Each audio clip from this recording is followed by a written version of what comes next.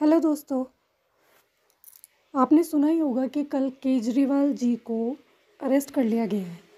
वजह भी आपको पता होगी कि जो शराब घोटाले का मामला चल रहा था, उस वजह से उनको अरेस्ट कर लिया गया है।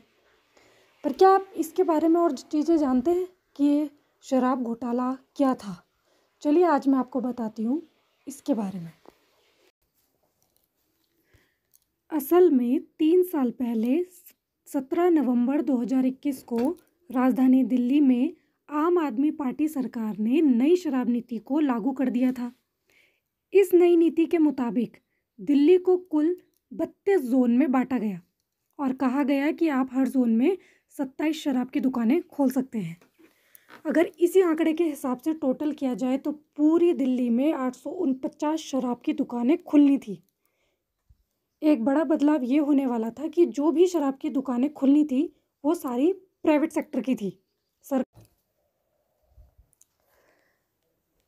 दिल्ली में नई नीति लागू करी गई।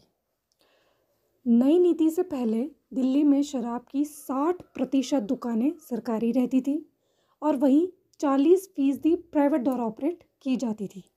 लेकिन नई नीति के बाद 100 की 100% दुकानें प्राइवेट करने की बात हुई। अब केजरीवाल सरकार जी ने यह अनुमान लगाया कि इस नई नीति के बाद दिल्ली सरकार को 3500 करोड़ का फ़ायदा होगा। अब एक और बहुत बड़ा परिवर्तन हमें यहाँ देखने को मिला कि इस नई नीति के बाद शराब की दुकान के लिए जो लाइसेंस लगता था उसकी फ़ीस कई गुना बढ़ गई। अगर मैं नॉर्मल भाषा में आपको बताऊँ तो पहले एक L1 लाइसेंस कहते हैं जिसे हम, उसके लिए दुकानदार को पहले 25 लाख रुपए देने पड़ते थे। नई नीति लगने के बाद उस L1 लाइसेंस के लिए दुकानदार को 5 करोड़ रुपए देने पड़ रहे हैं।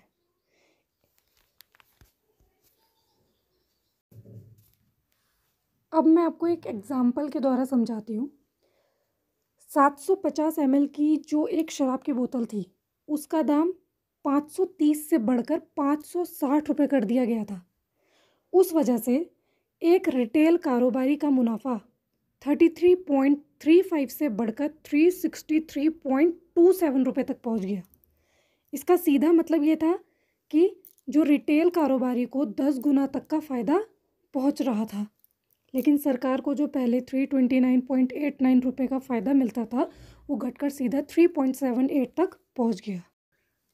अब हुआ क्या कि ईडी ने केजरीवाल जी को बहुत बारी इस मामले के कारण पूछताछ करने के लिए नोटिस भेजा और केजरीवाल जी ने उस नोटिस को अनदेखा कर दिया।